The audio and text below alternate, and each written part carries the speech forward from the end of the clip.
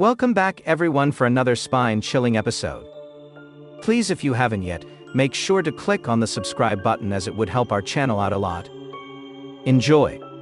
4 years ago, as an 18-year-old college student in the midst of finals month, May, in my hometown, I found myself once again immersed in a late-night study session at the campus library. With closing time extended to 11 p.m. during this hectic period, I had to arrange an Uber ride to my off-campus apartment, having arrived with a friend who had left hours earlier, leaving me without access to my car.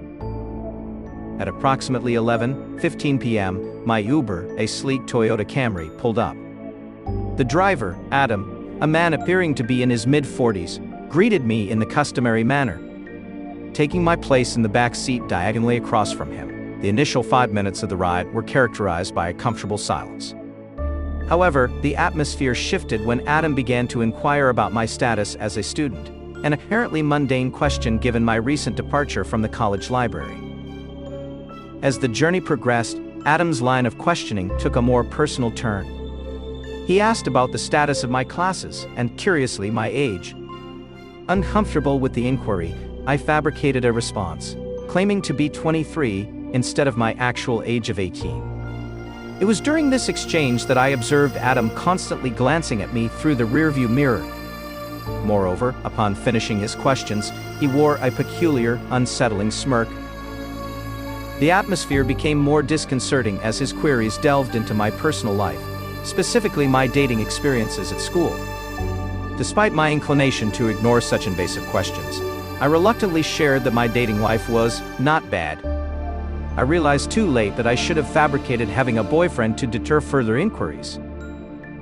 Adam then transitioned from questions to unsettling comments, disclosing his past as a college cheater and probing into whether I had ever engaged in similar behavior.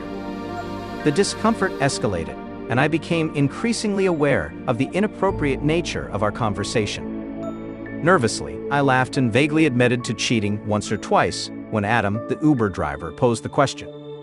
As the unsettling conversation continued, he ventured into more intrusive territory, asking if I had ever cheated on a boyfriend. Uncomfortably, I denied any such behavior. Stopped at a red light, I attempted to avoid eye contact with the rearview mirror, but curiosity got the better of me, and I sneaked a peek. Adam's gaze was fixed on me as he commented on my appearance, stating that I was very pretty. Though I anticipated such remarks, it remained deeply unsettling, and I chose not to acknowledge them. With only 2 minutes left in the ride, I noticed Adam making a left turn instead of the expected right at an intersection. When I pointed out the error, he nonchalantly explained that he needed to stop at his place briefly to retrieve something. Despite my insistence to be dropped off first, he claimed his house was just a minute away. True to his word, he pulled up in front of his house, inviting me inside and suggesting that we unwind with alcohol and food. Feeling increasingly uneasy, I implored him to take me home. As he chuckled and promised to return shortly, he went into his house. Seizing the opportunity, I hastily exited the car and sprinted away. While I didn't necessarily believe he intended to harm me, the entire encounter felt off, and my instinct was to escape the situation. Shortly after my escape, my phone vibrated with a message from Adam, the driver, stating, "You know I have your address, hot stuff." This alarming message only fueled my urgency to distance myself from the situation. I promptly canceled the ride to prevent any further contact, and, after a few minutes of running, reached the safety of my apartment. Fortunately, Adam was nowhere in sight, and I was relieved to find my duplex unoccupied by his presence. Upon my return, I optimistically hoped that Adam, the Uber driver, would not show up at my apartment. In response to the unsettling encounter, I promptly filled out a form on Uber.com titled, "Report a Serious Incident with a Driver." In the detailed report, I provided all the specifics of the disturbing ride, including a screenshot of his threatening message claiming he had my address. The next day, Uber contacted me, assuring that the driver had been removed from the platform. They advised me to contact the authorities if there were any further incidents.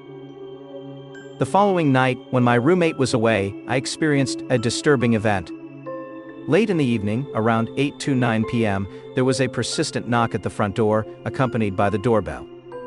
Skeptical of the late hour for solicitors, I cautiously called out, inquiring about the visitor's identity. The response was a cryptic claim that the person had found something of mine and urged me to open the door. The voice was unmistakably Adam's, the Uber driver. Peering through the window next to the door, I spotted him lurking to the side, pressed flat against the wall and holding an unidentified object. Reacting swiftly, I grabbed my phone and dialed 911, pleading for immediate police assistance without delving into the details. By the time the police arrived at the duplex, the knocks had ceased, and Adam was nowhere to be found on the front porch. It appeared he had fled upon seeing the police cars. Despite the police presence, I couldn't press charges due to the lack of concrete evidence linking him to the incident. With the semester concluded, the lease expired, and the summer approaching, I decided to move back home, leaving no trace for Adam to find me again, or so I hoped.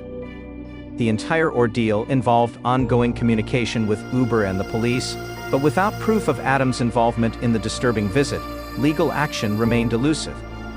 I took measures to ensure my safety and hoped to put the unsettling chapter behind me. On a Friday evening, I found myself at a friend's house, enjoying some much-needed relaxation and catching up after a demanding week. As the night progressed, nearing 1:00 a.m., I decided it was time to head home. Pulling out my phone, I ordered an Uber, a routine I often follow. Within minutes, a silver Ford with a distinctive bright red antenna ball arrived, and I hopped in.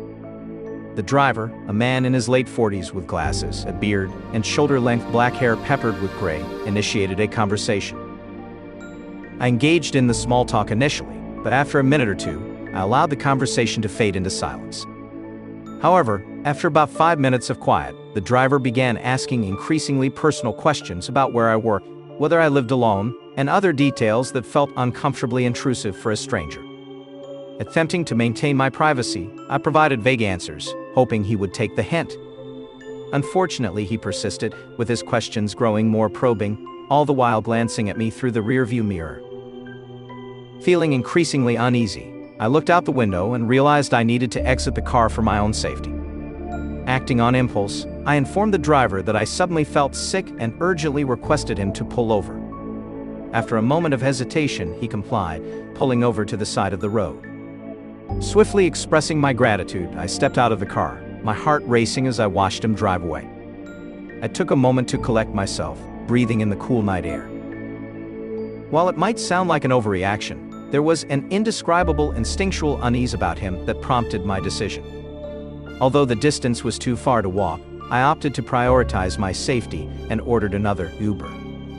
While waiting for my second Uber, the realization struck me that the first driver could potentially have my address, as I had foolishly entered my actual house as the destination. Some of my friends use a nearby address for added safety, but I hadn't taken that precaution. When the next Uber arrived, the driver presented a stark contrast to the first one, a younger guy with music playing. Our interaction was minimal. He only asked if it was okay to leave the music on, to which I agreed. Upon reaching my address, he parked on the opposite side of the street, and I crossed over to disembark. To my shock, I spotted the same silver Ford from my initial ride parked in front of my house, unmistakable with its bright red antenna ball. The driver sat inside, seemingly fixated on my home. Reacting quickly, I circumvented through my neighbor's yard to enter my house without being seen, or so I hoped. Without turning on any lights, I peered through the blinds, only to find the car still stationed outside.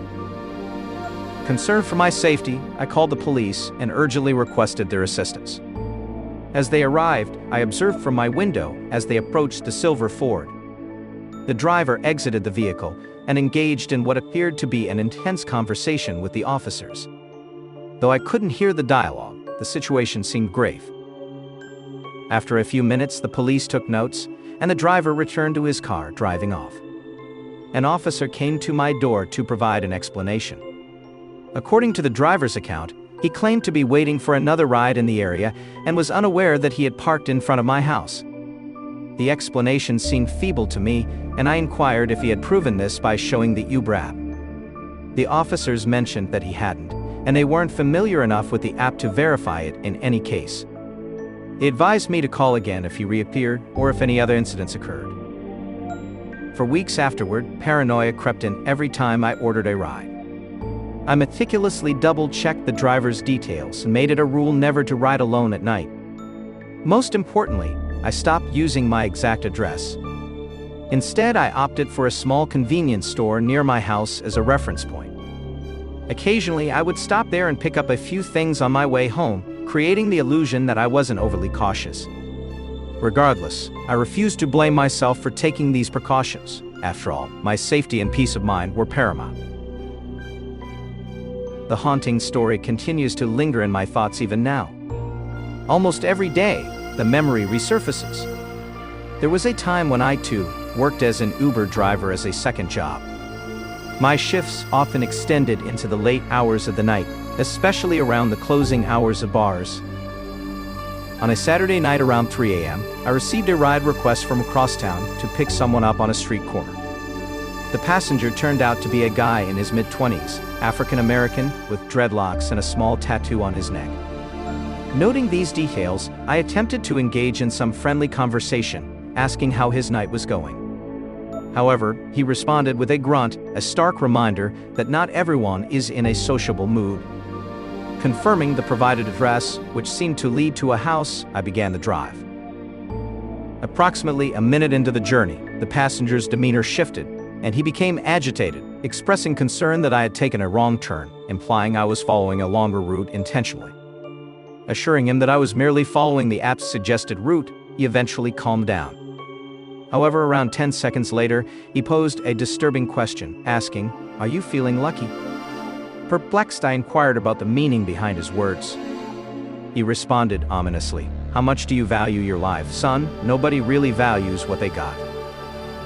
Sensing the conversation taking a dark turn, I replied that I appreciated my life and my kids every single day. His response was a chilling silence that lingered for a while. Then, in a low volume, he started saying things, making it unclear whether he was addressing me. Seeking clarification, I asked, "What was that?" His reply was cryptic, "Nothing, fool, just get me to where I gotta be." Curiosity mixed with apprehension, I pressed further, asking where exactly we were heading. He vaguely responded, "I just gotta take care of some unfinished business." Confused by his cryptic answer, I opted not to delve further into the conversation. We arrived at a corner in a poverty-stricken area, an unusual location for my usual drop-offs or pickups. The passenger requested that I wait for him, stating it would be a quick errand. Perplexed, I asked if he needed a ride back somewhere, to which he replied, "Yeah, this'll be quick. I just gotta take care of some unfinished business first." Feeling uneasy about the situation, and having no desire to be involved in potential trouble, I agreed to wait, though I had no intention of doing so. I marked the ride as complete on my end. As he approached a house, not the front door but the backyard, I decided to drive off after a brief pause, moving slowly and quietly to avoid detection. Choosing to end my shift for the night, I was left feeling on edge. The following day, a news report altered something within me forever. 2 people had been shot in their home in the same town where I had dropped off the passenger. As the news continued, a picture of the suspected shooter flashed on the screen. It was the same guy I had driven to that house. He had been apprehended not far from the crime scene after neighbors reported gunshots. The incident was suspected to be gang-related. The weight of guilt and responsibility settled heavily on my shoulders. I blamed myself for unwittingly transporting someone with murderous intentions to the scene of a heinous act. While some tried to console me, asserting that it could have been any Uber driver, I couldn't shake the feeling of partial responsibility. Failing to recognize the red flags during that car ride haunted me, leaving an indelible mark on my conscience. I was an Uber driver when this incident occurred, and after a long night of driving, I was finally on my way home. The time was late, perhaps around 3:00 a.m. or even later. My route took me down a remote country road, a shortcut I frequently used to shave a few minutes off my drive. The alternative highway route was longer, and nighttime construction work added at least an hour to my trip. Despite my reluctance to take the country road, given its dark and narrow lanes, it felt safer at that late hour compared to the lengthy highway detour. Tired and eager to get home, I navigated the road, which was flanked by trees and fields, with minimal street lighting. To stay awake, I had music playing, anticipating a good night's rest upon reaching home. However, up ahead on the highway, something unusual caught my eye.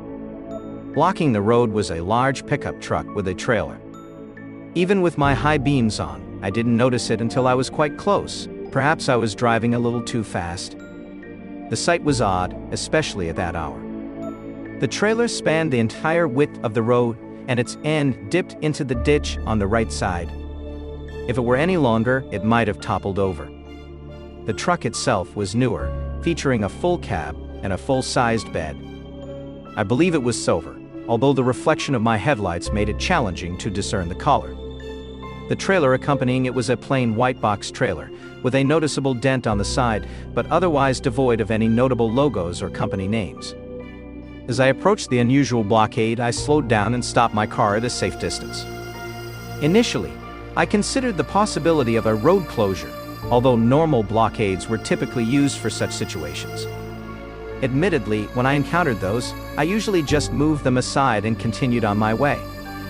However, after stopping, I pulled out my phone to confirm whether the road was closed, and to my surprise, it wasn't. With this information, I decided to investigate further. Exiting my car, the headlights blaring behind me, I walked towards the obstruction. The long shadow from my body moved ahead of me as I peered into the truck's window, discovering it was empty. No driver or passengers were in sight. Feeling a bit uneasy, I considered heading back to my car to report the blockage. While the detour wasn't appealing, the risk of ending up in a ditch outweighed the inconvenience. My Toyota Prius had no chance of navigating through such obstacles. As I turned to leave, a man suddenly emerged from behind the truck. He covered his face to shield his eyes from my bright headlights, revealing only a shaved head. Though I couldn't make out many details about his appearance, there was something in his movements that set off an instinctual alarm. He started walking towards me, his pace quick but steady. Without thinking, I turned and sprinted back towards my car, a sense of urgency urging me to escape the situation. As I heard the man's footsteps gaining ground behind me, panic set in, and I fumbled for my keys.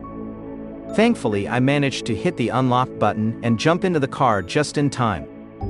I locked the doors, and when the man reached my car, I looked up at him. He stood in front of my window, wearing a forced smile, and waved at me.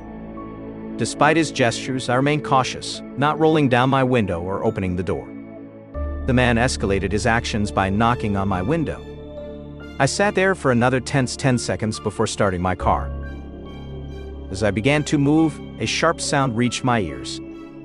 Initially, I thought it was just the knock on the window, but as I distanced myself from the man, I noticed a new crack in my car's side window. It became evident that he had attempted to break it with something during the encounter. Driving back down the road, I constantly checked my rearview mirror, spotting a faint headlight in the distance for a while. It eventually disappeared, leading me to believe that the man couldn't keep up in the large truck. With no other choice, I took the long way home, watching the sunrise as I pulled into my driveway. Upon stopping, I quickly got out of my car and went into my house, immediately reporting the incident to the police. Despite the tempting idea of going to sleep first, I prioritized contacting law enforcement. Later, I learned that when they returned to the area, the truck was indeed gone, a surprising turn of events. Reflecting on the bizarre incident, I couldn't help but wonder how long the man had been waiting in the middle of the night, and if he had targeted anyone else. This peculiar encounter stood out as one of the strangest attempted robberies I had ever experienced. It was a stormy night, the first thunderstorm of the year. After my night shift ended at 4 a.m., I had to call a lift to get to the train station since I didn't have my car at the time. I waited outside the bar where I bartended under the front patio to avoid getting soaked. The car pulled down the empty street and stopped in front of the bar. I checked the Lyft app to ensure it was the correct car, a gray Honda Civic. I got in and greeted the driver, whose name was Sahil. Initially, I attempted to sit in the front seat, but he told me to sit in the back. It was only the second time I ever tried sitting in the front, as I later realized it was customary to sit in the back seat. The journey from the bar to the train station took about 10 minutes. I chose to take the train instead of Ubering the entire way to my house to save about $40. The driver was moving at a slow pace, but given the weather outside, I expected anyone to drive cautiously in a torrential downpour like this one. The driver opted not to take the highway route, and instead took us down the side roads. I wasn't initially concerned about missing my train, as I had plenty of time. However, my concern heightened when the driver said something under his breath and then pulled the car to the side of the road. I looked up from my phone to see why we had stopped and noticed a man in the pouring rain, waving his hands in the air. As the man on the street got into the back passenger seat next to me, I refrained from asking if the driver was stopping to pick him up. The man was soaking wet, keeping his black hood on inside the car. I moved all the way to the left, creating distance between us. I anticipated some exchange of words between the man and the driver, but it never happened. Did they know each other? I had no idea what was transpiring. During the ride, I felt in the corner of my eyes, the man next to me might be looking at me. Initially, I thought he was observing something outside my window, so I shot a quick glance in that direction. However, I was wrong. He was looking directly at me. Feeling uneasy, I started paying more attention to the route we were taking, realizing it wasn't the right way to the train station. Attempting to discreetly check the driver's phone screen, I found it on his lap, unlike most Lyft drivers who had their phones mounted on the dashboard. Politely, I mentioned, "I think we're going the wrong way." The driver responded in a low tone mixed with a thick accent, making it challenging for me to understand. After asking him to repeat himself multiple times, I finally just reiterated, "We're going the wrong way," confirming this by checking the map on my phone. However, the driver didn't acknowledge my concern. Meanwhile, I felt the guy next to me inching closer with every passing minute. The situation grew increasingly alarming as the man next to me continued to stare, and the driver disregarded my requests to pull over and cancel the ride. The driver blew through stop signs, and with no stoplights on the side roads, finding an opportunity to escape was challenging. It became evident that I was on the verge of falling victim to something sinister, and I felt trapped in their scheme. Realizing the imminent danger, I decided to take matters into my own hands. Waiting for the opportune moment, we found ourselves on a street with woods on one side, offering a perfect chance for escape. The car was moving at about 15 to 20 miles per hour, and I seized the moment to open the car door and jump out. The two men screamed something in a different language, likely communicating with each other. The impact with the wet street was painful, but the layer of water may have cushioned my fall to some extent. As the car came to a complete stop, I saw the man who had been next to me exit the vehicle. I quickly got on my feet and ran into the woods. I heard him chasing after me for a short distance, but there was little chance he would find me in the dense vegetation. Eventually, he yelled something back to the car in what sounded like Russian, then returned to the vehicle, and they drove off. Acting swiftly, I called an Uber instead of Lyft this time, and safely reached the train station. While on the train, I filed an online police report and contacted Lyft to report the driver. The following day, I visited the police station to provide a detailed account of the entire incident. Shockingly, I learned that a gray Honda Civic matching the description had been reported stolen just the night before. Providing every last detail I could remember, I left the police station, contemplating how narrowly I may have escaped a life-threatening situation. In the winter of last year, I took up Uber Eats as a side hustle to supplement my income from another part-time job, while also juggling part-time studies. It wasn't the most ideal situation, and I found myself working tirelessly to keep up with bills, even considering relying on credit cards for a period. However, during the winter months, Uber Eats demand increased significantly in my area, likely because of the harsh weather conditions that discourage people from going out as much, especially in Michigan. One Thursday night around 9:00, with the sun long gone, I decided to drive for Uber Eats. I was making good money, and with no school the next day, I planned to stay out until at least midnight, possibly longer if I wasn't too tired. Orders were coming in constantly, and one, in particular, caught my attention, a large order from a major fast food place. Without paying much attention to the destination, I quickly accepted it, only glancing to ensure it wasn't too far. Once I had the order with me, I sat in my car and checked the location. It seemed to be an intersection, not a typical house or apartment location. I knew that part of town, with a main road and dirt roads branching off to other neighborhoods. Considered one of the nicer parts of town, those dirt roads were lined with multi-million-dollar properties and small farms. It puzzled me why the customer hadn't provided an actual address, but I assumed it might be due to privacy concerns. Regardless, I decided to make the delivery. As I left the city, the number of cars dwindled, and while the roads were fine, a light snow had begun falling. Despite the remote location, the area was well lit with street lamps. I kept a close eye on my phone, making sure not to miss the destination as I drove. As I approached the destination, everything looked the same. Slowing down as I got closer, I pulled my car over to the shoulder. A small dirt road was to my right, and a long empty highway stretched straight ahead. With no other cars in sight and nobody around, I left my car running for the heat. However, I was considering giving up if it took more than a few minutes. I sent a message to the customer to inform them of my arrival. Surprisingly, I got a reply within seconds, stating they would be there in a minute. While this eased my nerves a bit, I was still perplexed about why they would choose such an obscure location. It was only a 10 or 15-minute drive from the restaurant, so if they were willing to drive out there, why not pick up the order themselves? The situation was raising red flags, but I ignored them, focusing on the desire to drop off the food, earn a few bucks, and get back to work. After waiting another 5 minutes, I sent another message. When I looked up from my phone, a pair of headlights approached from the highway. I anticipated the car to come up the dirt road, as ordering from that location made even less sense if they were already out. Despite the mounting unease, I brushed off the red flags, eager to complete the delivery. The car in front of me drew closer, and then I noticed another one coming from behind. Feeling a slight sense of unease, I reached over and locked my door. Before I knew it, both cars had stopped in the middle of the highway, one covering each lane, seemingly attempting to block me in. While it looked like they were trying to trap me, I knew I could potentially squeeze around if necessary.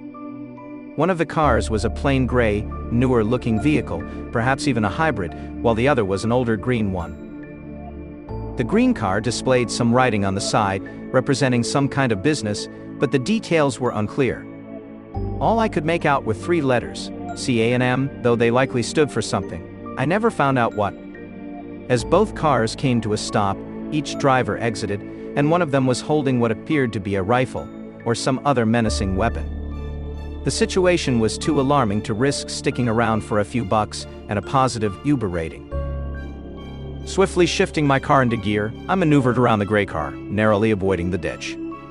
As I sped away, I kept a vigilant eye on my rearview mirror, but no one seemed to be following me.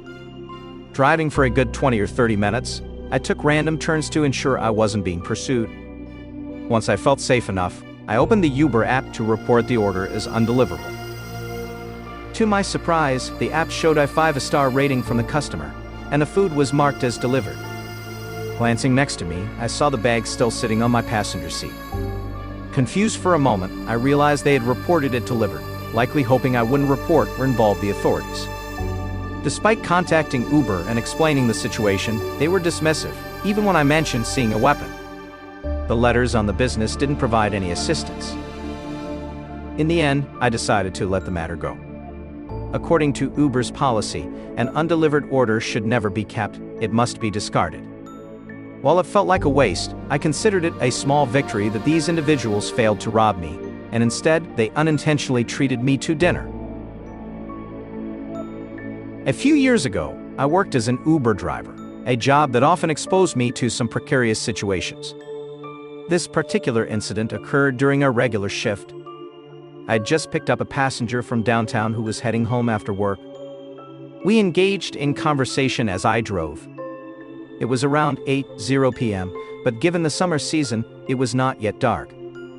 The destination was almost half an hour away, so I turned onto the highway, took the exit leading to her neighborhood, and turned at the first intersection. I was in the right lane of a 2-lane road when, seemingly out of nowhere, another car collided with mine. It wasn't a major accident, just a fender bender, but it startled both of us. I swerved in response but quickly regained control, then pulled over to the side of the road. As I turned around to check on my passenger, I noticed another car speeding out behind me, and then abruptly slamming on the brakes, coming to a stop no more than 10 feet behind my car. The driver's side door opened, and an agitated man emerged. I could hear him yelling as he briskly walked towards my car. My passenger looked back at him and then back towards me, clearly uncomfortable. The man stood in front of my door, continuing to shout incoherently, repeatedly uttering variations of "what the expletive." I chose to remain silent, keeping my eyes fixed straight ahead. I had no interest in engaging with the aggressive individual. I figured we would let the authorities sort out the details, confident that my passenger would serve as a witness. Additionally, my dash cam likely captured most of the incident. Suddenly, the man made a swift move and yanked at my door handle. It was at that moment I realized the oversight of leaving the door unlocked, a lapse in judgment that could potentially escalate the situation. Normally, I wouldn't be so careless, but in the commotion, I forgot to hit the lock button when the door was open. The man stood between the door and the car, preventing me from closing it. I turned towards him, putting my arm out to keep him from reaching into my car. I thought he might try to pull me out, but I still had my seatbelt on, and I wouldn't let him take it off. I managed to keep him at a safe distance, but after a while, he pulled out a gun. He didn't point it at me right away, but he held it in his right hand as a threat. While this was happening, I glanced to the back seat of my car. My passenger was on the phone calling the police. The police arrived just a few minutes later. The other driver, still holding the gun, tried to spin the story, claiming that I was the aggressor. He attempted to blame the accident on me and insisted that I had tried to assault him, even though I was still sitting in my car. It was clear that the cops didn't believe his version of events, but they remained professional and separated us. He surrendered his gun and was brought down the road a bit, where he sat on the curb while I stayed in my car with the police. I explained my side of what took place, and my passenger confirmed it. I also informed the police that I had a dash cam. Although I wasn't sure how much of the incident it had captured due to its position, it would have recorded at least some of it. While the cops were dealing with the other driver, I loaded the footage from my dash cam onto my phone. It clearly showed that I was not at fault for the accident. You could also see him approaching my car angrily, but it didn't capture the confrontation at my door. He was holding the gun when the cops arrived, so that wouldn't be in question. Anyway, the relief I felt when I saw the truth was immense. I was still really shaken up, not from the accident but from being threatened by that unhinged maniac, who somehow managed to qualify for a firearm. The other guy was arrested, and I was cleared of any wrongdoing. Before I left, the cops asked if I wanted to press charges for two things. For one, it was a criminal offense for him to open my car door without permission, and second, they decided that pulling the gun constituted a threat. I told them that I wanted to press charges for both. After that, I dropped off my passenger at her destination, then I stopped for the day and drove home. One funny thing happened later that evening. I was at home watching TV, trying to get my mind off what happened earlier. I pulled out my phone to check the Uber app out of habit and noticed I had a 4-star rating from my passenger who was in the car when it happened. I thought I handled it all pretty well, but maybe she docked me a point because I forgot to lock that door. Fair enough, I guess. This incident took place a few years ago during one of my Uber driving shifts. It was around 6:00 p.m., and I was working in a busy suburb that seemed to be a hidden gem for drivers, offering consistently good tips. After a break from 8:00 to 9:00, I was ready to continue my evening. The rides were routine at first, picking up passengers from bars and house parties. As the night progressed, ride requests became less frequent, and I contemplated ending my shift. After waiting in my car for about 15 minutes, I received a ride request to a rural area quite a distance away. Despite the distance, the pickup spot was only 5 minutes away. My passenger turned out to be a young woman who had visited a friend and was returning home. She was quiet during the ride, occasionally gazing out the window, possibly due to shyness. Upon reaching her destination, a solitary house at the end of a gravel road, she thanked me and hurried inside, closing the door gently behind her. I headed back toward the more active area, hoping for a few more rides that night. Just as I was contemplating the possibility of more rides, another request came in. This time, the pickup spot was close, just 10 minutes down that same country road, and the drop-off location was conveniently on my route. I made a quick U-turn and continued driving deeper into the countryside. The road was narrow and winding, bordered by fields and occasional clusters of trees. As I approached a bend, I noticed a car in a shallow ditch beside the road. It was too dark to see much, but it appeared to be an old sedan. As I neared, I saw figures standing beside the car, assuming it was the passenger I was meant to pick up. I slowed down, rolled down the window, and asked if everything was okay. The man explained that his car had broken down, and he was waiting for a tow truck. He asked if I could give him a ride to a nearby gas station, where he could wait more comfortably. The gas station was only a couple of miles away and along my route, so I agreed to help. During the short ride, he apologized for the inconvenience and thanked me for stopping. He shared that he had been on his way home after visiting a friend when his car suddenly stalled. He seemed genuine, and I sympathized with his situation. When we reached the gas station, he thanked me once more, got out, and I continued on my way, reflecting on the unpredictability of driving for a rideshare service. Encountering a broken-down car and providing assistance added an unexpected twist to an otherwise routine evening. The road was desolate, and the only light came from a nearby lamp post with a weak, flickering bulb. Ahead of me, there was an older model car, dark in color, its front end awkwardly angled into a ditch. I slowed down and came to a stop about 30 feet back from the car. At first glance, the vehicle seemed undamaged, and it appeared that it could be easily driven out of the ditch. My initial thought was that someone might need help, but given the late hour and the remote location, I decided to stay in my vehicle. I checked my phone to ensure I had a strong signal. As far as I could tell, there was no reason why the driver in the stranded car couldn't call for help. After a few moments of sitting there, observing, everything remained still. There were no lights inside the vehicle, and there was no movement. I considered driving off, thinking that perhaps the driver had already sought assistance. However, just as I was about to leave, I noticed a movement inside the car. A figure shifted in the driver's seat, and although it was challenging to make out any details, it was evident that someone was there. This development raised questions. Why hadn't they exited the car or signaled for help when they saw me? I waited another minute, but nothing else happened. No one emerged from the car, and I didn't see any further movement. With a sense of unease, I reached for my phone, still keeping a watchful eye on the stranded vehicle, and dialed the police. As I explained the situation to them, mentioning that I was an Uber driver who had come across a car in a ditch, I recounted the movement I had observed. The dispatcher assured me they would send a patrol car to investigate the situation. After 10 minutes, the approaching lights of a police car illuminated the scene. The patrol car pulled up behind my vehicle, and 2 officers cautiously approached the car in the ditch.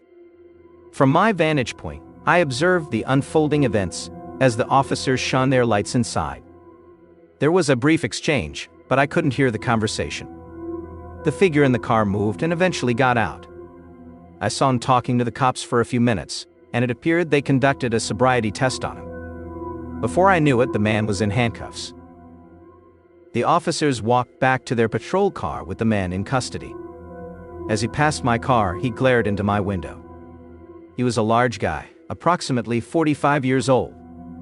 One of the cops approached me and explained that the man in the car was over 3 times the legal limit for driving. The officer assured me there was nothing else they needed from me. I thanked the officer and watched as they drove away. By then, I had canceled my last ride and decided to call it a night. It was almost 1:00 a.m., so I turned around and drove home, reaching my house around 1:30. Reflecting on the incident, it always scared me to think about how many people drive drunk, especially in rural areas. It's a significant problem in my town, and this is not the only story I have about it. Another time, I was almost run off the road by what I assumed was a drunk driver who was never caught. Fortunately, the guy in the ditch was arrested and taken off the road. His level of intoxication was so severe that he couldn't even pull over to the side of the road properly, and there's no telling what kind of harm he may have caused.